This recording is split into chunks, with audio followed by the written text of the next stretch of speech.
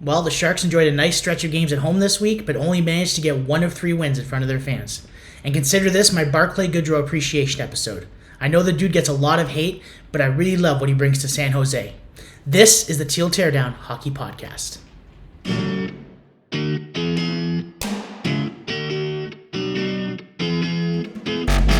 Welcome everybody to episode 22 of the Teal Teardown Hockey Podcast. And wherever you are and whatever platform you're listening from, just want to let you know that I appreciate you being with me here today. And if you like what you see, subscribe, give a like, and leave a comment if there's anything you want to disagree or talk about.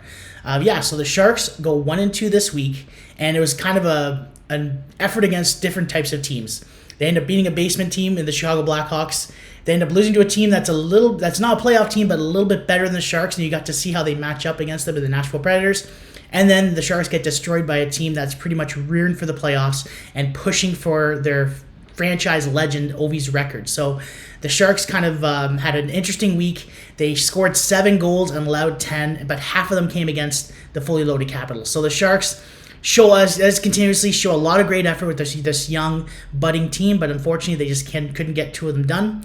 We're going to break down these games in more detail a little bit shortly. But first, I want to give a shout out and praise to a player that gets a lot of flack in San Jose since they got him in the offseason and returning to San Jose, and that is Barclay Goodrow. Now, he came in San Jose from a waiver claim. He didn't want to leave the New York Rangers. He signed a 6-year, $21.85 million contract. So that's about 3.64 average annual value for the cap. So it's a cap hit every year. The Sharks are able to afford this kind of a cap hit, so they decided to take him. Obviously, Greer found something important, which I do agree with his character, his experience, something that he could bring. He did have a no movement clause, no trade clause in that contract, so the New York Rangers had a hard time trying to move him anywhere. They kind of just put a gun to his head saying, listen, if you don't go to San Jose, we're just going to waive you anyway, and because they're a bottom team, they have the rights to pick you, the first chance to actually be able to acquire you. So we're going to do that anyway, and it brought a lot of shadiness towards like a lot of agents didn't like it, a lot of players didn't like the idea that you can kind of go around this idea of like what the system of what this whole no movement clause is. But it is what it is. He became a Shark. And a lot of fans really seem to dislike that fact. They feel that his spot is taken from a nice young player, or that, just like he's just too slow, that there's better players to have for this team. But I want to argue that he's actually been such a huge, huge force for this team, especially early on before the trade deadline, just how important of a guy he is. Now, he's not like the biggest guy. He's only 6'2". He's 209 pounds, but he brings a lot with what he did. Now, when he was a Shark, before he went to to Tampa Bay Lightning and then the New York Rangers, he kind of came off as just like a depth guy. He had a lot of heart. He played with a lot of grit, and I remember I was actually disappointed. I remember when he played in the preseason back in 2015. I thought he was ready to be a Shark, and they ended up getting sent back down. And there was something about his game you could just tell. He had a lot of energy. He felt like a replacement for what used to be kind of like a weaker Ryan Clough. Ryan Clough was a bigger fighter, obviously, different type of guy, but a guy who could put some points up and had that grit and speciality to his game. And in the end, like, he ended up bringing that, right? Like, what did he brought? He brought that overtime winning goal against the Vegas Golden Knights in the playoffs in 2009. That was probably his biggest goal of his career, even though he's played in the playoffs with Tampa Bay. You can correct me if I'm wrong with that. Leave a comment if you think there'd be a bigger goal. But that one, in the overtime, that beautiful deke, there's still a picture of, like, there's people who have that on their walls of that deke around Marc-Andre Fleury and scoring that goal. It was absolutely incredible, and yeah, it made him a Sharks lifetime loving legend. Obviously, he got traded to Tampa Bay for a first overall pick, which made the Sharks fans love him even more, because someone you got was a depth guy, got you a first overall pick in value, and that was huge. So I think we're going to end up getting, who was that player? It was, I forget what it was at the end of the first round, but it was a big deal. And now he's playing for Nashville, so it wasn't a big deal, but it was kind of like the Sharks were, at this time, giving away their first overall picks to try and make runs for the playoffs. And this is like their only late-round pick they got from Tampa Bay. And they ended up getting a player that never ended up playing for San Jose.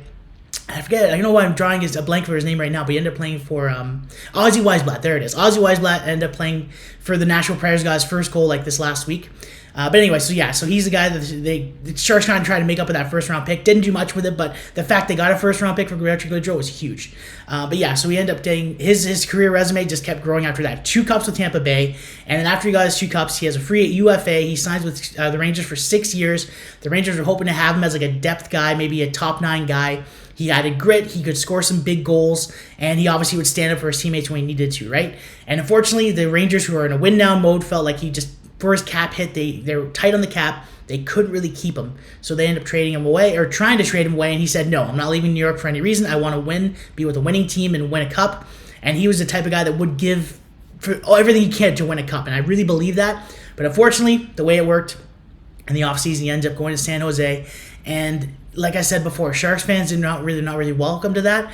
But he took a roster spot. I get that, but he's the type of guy that these young players could like learn from, grow from, and I think now with like the acquisitions of Stopchuk, he could learn from that kind of mentality too, how to be a gritty player, how to be a skilled player, but still, put a lot of heart into your game and show what it takes to be a professional every day. He's been through it all. He's won 2 cups. He knows what it takes to go through the ups and downs of a playoff. And that kind of experience is invaluable. But the one thing that I really think that he really brings to this team this season is how he stands up for his teammates. The Sharks did not have a lot of fighters this year. Maybe you could say Clean Costin was the only other guy. But Barclay Goodrow, even though he's not really considered a typical fighter, like he's not like a heavyweight in any way by shape or form, especially since he's only 6'2", he would stand up for his guys. He's capable of showing what it takes. And this season, he already has 6 fights. I believe he has 64 penalty minutes. But the 6 fights, I want to kind of highlight what the type of stuff he brought for those games. Now, against Nashville on the January 23rd, he fought McCarron, who's 6'6", 232 pounds. So he's 4 inches taller than Barclay Goodrow and about 20-something pounds heavier. And he dropped the gloves. For whatever reason, he decided that this was a time to fight and stood up for his teammates, and he did that. And then on November 11th, he fought Nick Steeler, who was about the same size, 6'3", a little taller, but a little bit lighter, and 197 pounds. And in that game, he actually showed a lot of energy because he scored the game-tying goal in the third when the Sharks were down, and the Sharks ended up losing in a shootout. But that kind of heart is what Barclay Goodrow brings. And this was early in the season where the Sharks didn't even win a game for the first month. They just started kind of winning a couple of games. So this is kind of like, it was a very big moment for Barclay Goodrow to show what he had, and just that old school style of everything he brought. The heart, he could score some goals, and that's what he did in that game. Now, in March 11th, when they fought Nashville, which was actually this past week, he fought England, who's 6'4", 200 pounds. And this is a game that just the two teams really had a lot of heat throughout the whole game. And it's so much so that after that fight, Desharnais would end up fighting Smith right after. So there's just a lot of tension there, and Barclay Goodrow would be the type of guy to bring energy for his team. So that's something good that he brought there.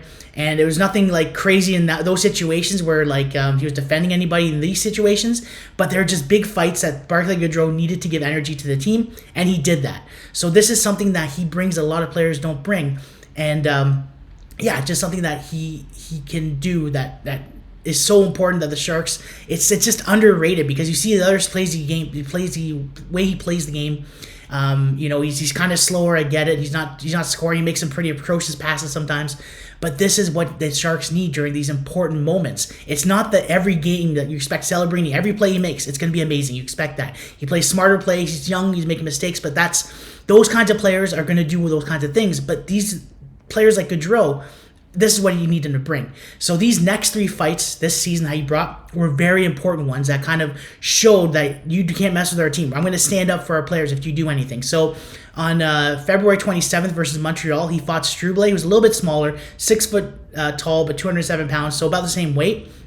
But what happened was Dellandrea was in the corner fighting for the puck, and Struble just hits him from behind out of nowhere. And Dellandrea goes down. He's a little bit kind of shaken up a little bit, but he gets up a little bit later. But Goodrow took exception to that. He would stand up for him, and he ended up beating Struble, which obviously was a little bit bigger. He won the fight. He had a lot more punches, but he just sent a message to Montreal saying, you're not going to push our guys around. And Dellandrea is a kind of a feisty kind of a guy, but he's not the type of guy who's going to always fight. He will fight if he needs to. But Goodrow's the type of guy who says, even for our lesser skilled guys, I'm going to stand up for our team. You're not going to push us around. And that was sending a message to a Montreal Canadiens team who's a little bit skilled, but they're not. They have a couple of guys that are willing to kind of throw down as well. And then just earlier this week as well, a couple of games ago against Chicago, he fought Dickinson, who's 6'2", 207 pounds. So about even in the weight class in terms like that. Now this was retaliation because Dickinson cross-checked Celebrini from behind the head. No call.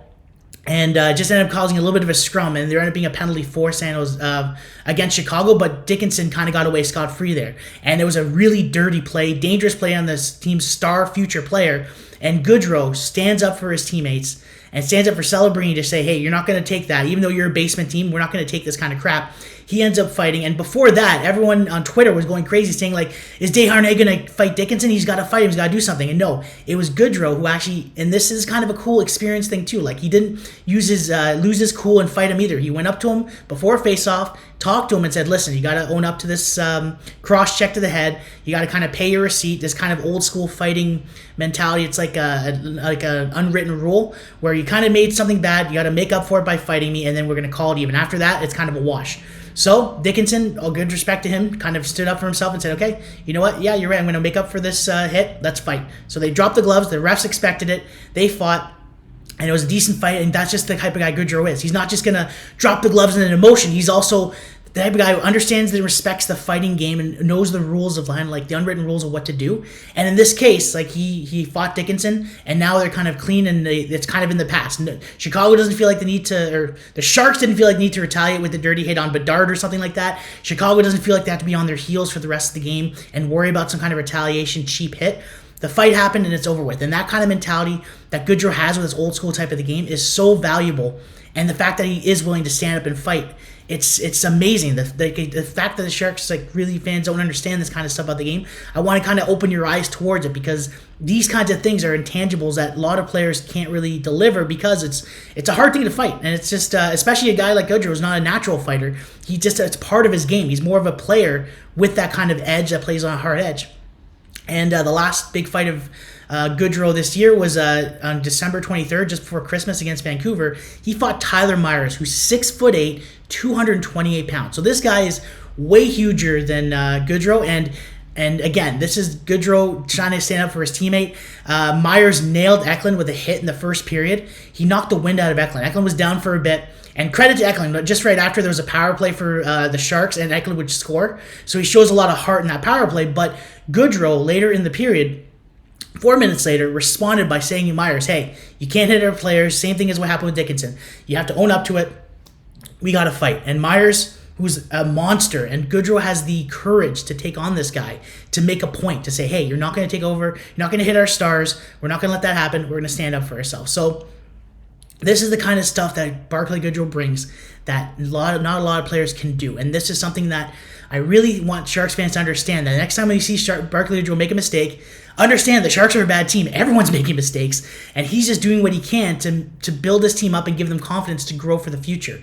Goodrow is not going to be here when the Sharks are hopefully winning rounds in the playoffs, winning cups. He's going to be long gone, and hopefully the things he brings, the intangibles, the experience, the lessons that are going to be grown into this young team that's going to stay there, are going to instill this kind of like culture and confidence that the Sharks are going to need. And now that the Sharks got a stop Chuck, like, they have a guy that's going to be young, and he can learn a lot from Barclay Goodrow. So, like that pedigree is very, very special to have. Like, there's certain ways of how to win these important games, and the Sharks still have him for 2 more years after this. And I know he won't be playing that many games. Maybe he will, maybe he won't. But there's another thing too, is that the Sharks fans they feel like he's replacing a young player who could be replacing him in the lineup. But Barclay Goodrow's playing bottom 6 minutes. He's not a type of guy like a Gus Chin or even Colin Graff's not playing bottom 6 anymore after he got comfortable. There's a role fourth line player guys play. And if you're going to bring a young player up who's more of a goal scorer to take that spot, they're not going to be playing those kinds of that style where they can score these kinds of goals, and they're not going to be playing with skilled players that they can complement with. Like, you can look at Will Smith earlier this season and how when he was like put in the fourth and third lines, he was not succeeding until he got put up to the first 2 lines playing with skilled players. A skilled player needs other skilled players to get better. And Goodrow fills that spot where he adds that kind of grit, that he stands up for his teammates, and just he does the things that need to be done in the role that he has and the limited minutes he has. He's not playing like 20 minutes a game. He's playing that few minutes. So anyways, that was my perspective on Goodrow. I know it's a long-winded kind of segment I wanted to have there, but he gets a lot of flack from Sharks fans, and I think he's very invaluable. What he brings to the team, he protects his players. He's a great locker room presence, and he knows what it takes to win it all, and that's invaluable in my opinion. So that's all I want to bring from Goodrow. You can let me know what you think. Leave comments below what you think of Barclay Goodrow being on this team for 2 more years after this season. Do you like having Barclay Goodrow as a Shark? And why or why not? Just let me know what you think. So with that being said, let's go to the games that happened this week. The Sharks played 3 games. They had a nice stretch of home games, and they're going to keep playing at home, which is nice. But they did play against the Predators on Tuesday. This was, I was hoping, a winnable game because the Predators are also kind of a near basement team, but not as bad as Chicago and San Jose per se. But what happened was it was mostly a flat game. Nashville made it 2-0 through 2 power play goals in the first period. Nashville, the Sharks would make it exciting for 3 minutes. They ended up making it 2-2 in the second period. Nashville would respond by killing the Sharks' momentum. So it would be 3-2, and then the only really good Celebrini moment that happened was he made a pass to Toffoli, but he hits the post. Toffoli would hit the post, and Sharks would pull the goalie, and then Wenberg makes kind of a dumb tripping penalty against Forsberg, which seals the game for Nashville. Nashville ends up finishing the game with a power play, and they end up winning. So the Sharks could have played better against another team struggling this season.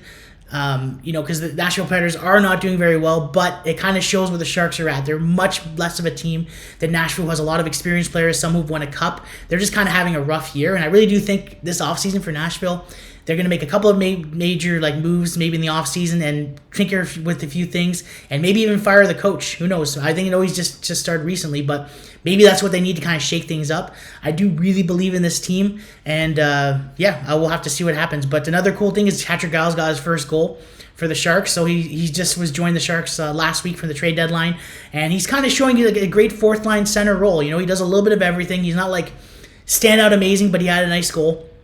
But either way, the Sharks end up losing, and the series, Nashville takes 3-0. So although they're losing a lot of games this year, Nashville is still better than these basement teams, at least against the Sharks. So those 3 wins are pretty big for Nashville there. And again, they can probably grow on this and become better next season. As for the Sharks, what was kind of cool is that Giles and Graf end up scoring. So 2 rookies there, and they end up actually scoring a crazy record, which I'm going to talk about in this game against the Hawks. So in the Hawks, Graf ended up scoring 2 other goals. So he's had 3 goals in 2 games. He scored 2 against the Hawks, so it was really cool. He's just really showing what he's made out of in this game. He's just grown over the last 30 games he's played, and I really love what he has to bring. And I thought he'd be a great third line kind of a guy, but maybe he might be a top 6 guy in the future. Who knows? But he's got great offensive instincts. He's a great playmaker, and he actually shows in this game that he can also put them in the net as well. But one of the goals I'll give credit to Wenberg here. In this game, he was in the half wall, and he evades Nazar. He kind of dekes around him, and this is kind of the cool instinct of Graf as well. Graf is screening the goalie, and he skates up a little bit high to the hash marks once he sees that Wenberg's going low to kind of evade some defenders and get some space. And Wenberg, after deking out Nazar and having a cool spin around the goal, passes it perfectly to Graf, and Graf snipes it top corner. So that was a pretty play by Graf and Wenberg. And just after that, Wenberg actually had a nice he was so confident, he started making some crazy dekes around the Chicago Blackhawks. He went from the left side, went onside, deked the first forward there, kind of went around the center and kind of circled around, put the puck between someone's legs, had a good shot on goal. So he was kind of buzzing this game. He had a lot of confidence there, and maybe I'm thinking of making a nice Wenberg appreciation post next week, because he's just been an underrated kind of a player. He's just a defensive kind of a forward, but he actually has a lot of offensive flash. He's a big guy, and he was just absolutely lightning in this game. So Will Smith would end up getting a goal and assist in this one, which gave him a 5-point streak. It was his second 5-point streak of the season, and it's there's a unique record here where he tied Couture with having being a rookie and having as many point streaks, 2 different point streaks that are 5 games or more in a season, which is kind of cool. Will Smith is continuing to show how he's learning and growing compared to what he was in the beginning of the season, and he had a great game there. The Sharks also got another record this game. So when Smith scored the first one, then Graf scored the next 2, and I believe that was it for the Sharks there. Toffoli would end up breaking this, killing this record. So basically, there were 7 straight rookie goal scorers from the last games going back to the Islanders game. So every game since then, rookie has scored a goal 7 straight times, and then Toffoli went up scoring the empty netter, kind of killing that record. But it was kind of cool little stat that I saw. I think Kovalenko started against the Isles, and then it kind of just kept going from there. But the Sharks end up dominating Chicago here. The second period was a little bit dull, but in the third, they kind of just put the foot on the gas and showed that they could close out a game. And I know it was against another basement team, but this is the kind of growth you need to see. And the Sharks are showing that, at least right now, they might be a better team than Chicago, and we'll see what they do in the offseason to maybe grow some more. Maybe what Chicago's steps was hoping to make the steps for this year, we're hoping the Sharks are going to do that next year, where now they have their star players, maybe some young guys come back up, but they want to take a step away from the basement and maybe hopefully compete for a playoff spot. Who knows? But the Sharks showing that they might be able to step above Chicago right now. So in the season series, the Sharks lead 2-1. And this one, Chicago won the first one October 17th, and they would lose to the Sharks on October 31st, and the Sharks ended up making it 2-1 by winning this last one. And yeah, just a great effort by the Sharks. They had a lot of good plays here. They're really buzzing, and that would be it for that game. And the next game, Washington against the Sharks. So the Capitals are a team. They're second place in the standings right now overall against the entire league. I think Winnipeg is the only one that's ahead of them right now, is first place in points. And so the Sharks, you're coming in this game in the afternoon, 2 p.m. game in the tank, expecting, come on, like it's going to be a pretty tough game for the Sharks. The Washington Capitals are the real deal. They did a little bit of retooling this offseason. They got Logan Thompson from the Vegas Golden Knights, and they got Pierre-Luc Dubois from the Los Angeles Kings in a kind of a swindle after, like, he didn't look very good for Los Angeles, and like he's very good for Washington right now. And on top of that, this team is kind of, this retool kind of shakes things up. But on top of that, Ovi's going for this goal scoring record, which kind of lights a fire under the team every game. I think he's like every power play, he plays the whole 2 minutes just to try and get him to score goals. And in this one, Ovi would end up getting one, adding up to this total as well. But yeah, they showed a much of a powerhouse team they were against the Shark Tank. The Caps dominated in the first period. They scored 3 goals and only allowed 3 shots on goal for the Sharks. So the Washington Capitals were not messing around. They started on time, and the Sharks really had a hard time keeping up with them. The only decent chance the Sharks had in the first period of the game was Graf had a break against the defender, and Trevor ran Reeves right on him, and he ended up holding his stick and kind of taking Graf down and killing the momentum there. And that was a no call from the refs, which was really, really annoying. There's been a lot of these kinds of no calls, and yeah, that one would go undetected, and then the Capitals went up scoring 2 more goals in that period, making it 3-0. The Caps did hit the brakes in the second period. It felt like things slowed down, and the Sharks did have a few more chances, but with the control of the Caps. It's not like the Caps were like playing badly and the Sharks ended up like getting a lot of shots on goal. It felt like more they were allowing the Sharks to be aggressive with their own defensive structure and allowing them to kind of like hold them off. Another thing too, Georgiev letting in 3 goals. Romanov actually took over after the second period, which was nice to see, because for some reason, since he was called up, and I kind of feel bad for the guy, because he was called up during the trade deadline. There's a rule where if you're not playing for your AHL team around the trade deadline for the NHL, you can't play in the AHL playoffs. So I really feel bad for the guy. I know he was injured this year, but now it's probably going to be Askarov and Carrier who's going to end up playing for the Barracuda for the rest of the stretch here. Romanov hasn't had any, like, if he's going to play for the Sharks, give him some games. Georgiev has not stopped playing all these games. And even the fact that Romanov came in, Warsofsky made it clear that the reason he's in is because Georgiev, not because of Georgiev how bad he played, but because he wanted to light a team under the fire under the team to get them to play better. And they did play a little better, but I still think Romanov deserves a shot here, like a couple more games here. He actually ended up playing pretty well for this game, for the rest of this game. But anyways, I think that's just my thought on Romanov. I think that wasn't fair, but he ended up taking over in the second period here. And Zach Ostapchuk, by the way, who debuted for the Sharks after figuring out his visa issues. He has a lot of pressure with the fact that fans are so hurt by Zetterlund being gone, and I get it. But Ostapchuk showed what he was right off the bat. He ends up fighting Tom Wilson in the second period, and they were chirping each other in the penalty box right after, and you could tell Ostapchuk was smirking. He was really enjoying it, because it turns out that Tom Wilson is one of his biggest people he looked up to. Like, he wanted to tie his game into how Tom Wilson plays. So that's what we're looking forward to here. He's a fighter. He wants to be able to score goals, but he's also a tough guy. And he stands up as a 21-year-old kid against a veteran in Tom Wilson who knows how to fight. He's tough. He knows how to play dirty and things like that. And to see if Zach Ostapchuk ends up being like half the guy Tom Wilson is as a third-line center, the Sharks will have something special in a few years. I'm telling you right now. And then a little bit later, Gregor would drop the gloves. And just after the fight with Ostapchuk. And it's crazy to think how the Sharks didn't have any fighters earlier this season, and now they have so many guys who are willing to fight. Like, they had Goodrow before and Costin, but now you have Desharnais and Ostapchuk, and now Gregor. 5 guys who are willing to stand up for this team. So for the rest of the stretch of these games, at least it's good to see that the Sharks are going to be able to at least protect their players in some way, and at least make teams think twice to do anything dirty against Celebrini or Eklund or anyone else. In the third period, Celebrini opened up the scoring for the Sharks, so that continues our streak of at least one special thing we see Celebrini do. But in this case, it would be Toffoli that kind of forces Ovechkin to cough up the puck, and Celebrini's just wide open in front of Thompson there, and he makes no mistake. One quick, one-touch shot goes in the net, absolute beauty snipe, but Toffoli gets credit for being able to take the puck from Ovechkin and give it to Celebrini. And Celebrini beats Thompson, making it, I believe, 3-1 at this point.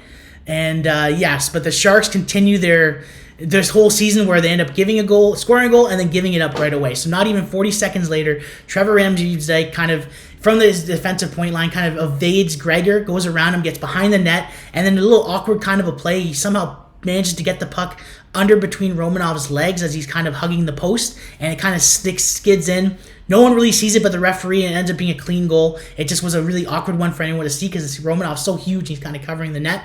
So, so Trevor Ramsay makes it 4-1, and a little bit through, Ovechkin ended up scoring a beautiful deflection goal, giving him 34 for the year, 887 for his career, and now he's 8 goals away to beat Gretzky. So, and this might be the last time we see Ovechkin play in the tank. I know he has a few more years in his contract, but he hinted the fact he wants to play back for Dynamo Moscow. So I'm thinking if he breaks this record this year, he might end up going back to Russia because he wants to still play while he's capable of playing pretty high-level hockey. So I wouldn't be surprised. Don't be surprised if this is the end of Ovi's run. This might have been the last time we see Ovi play for the Sharks, play in the Shark Tank. And that's why it's kind of fitting. He scores a goal. I'm cool with it because, it's Ovechkin. He's one of the greatest goal scorers of all time. The Sharks are a bad team. The Washington Capitals are a great team, so the fact he scores a goal is kind of cool, and it was a pretty goal too, like that beautiful deflection. But that would be it for the game. The Sharks end up losing 5-1 against a team that's just a better team. Like there's nothing much you could say about that. The Sharks end up being beat 28 shots to 20 by Washington. Surprisingly, the series was tied 1-1. The Sharks managed to beat Washington 2-1 in Washington on December 3rd. So that was kind of cool. And Celebrini gets the only goal, so that's kind of another plus that the young stars are kind of, still doing what they can. And Celebrini, that would be his 20th goal this season, 21st goal this season, sorry. And I think it was his 50th point, so he's still in the scoring race, the rookie scoring race. Still being in the argument for the Rookie of the Year award. We'll see what happens there.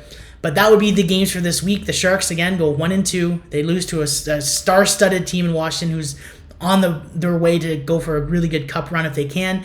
And then against a Nashville team that's not good, but showing that they're a little bit better than the Sharks.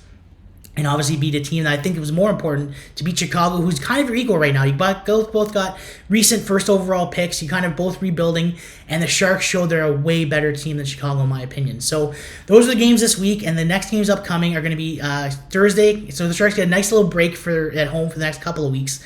They don't play until Thursday, and Carolina is going to visit them, and Boston on Saturday. So these two teams are also very good teams. Carolina being a playoff team, and Boston being on the borderline, but they're a team you don't want to fall asleep against. Boston could be a really fun game because of just the type of fighters that the Sharks have. If they try and play that tough game they like to do, the San Jose Sharks are going to be able to say, hey, we can stand up to you guys. We can at least fight back, So that could be a game that the Sharks managed to win. Carolina, I can honestly see the Sharks losing that one because Carolina's a better team. But the Sharks are going to be well rested, so we'll see how they end up playing there. And that will be it for this next week, and that'll be it for this episode. I appreciate you hopefully enjoying this shorter episode. I'm trying to make these a little bit more bite-sized so you can enjoy them a little bit more.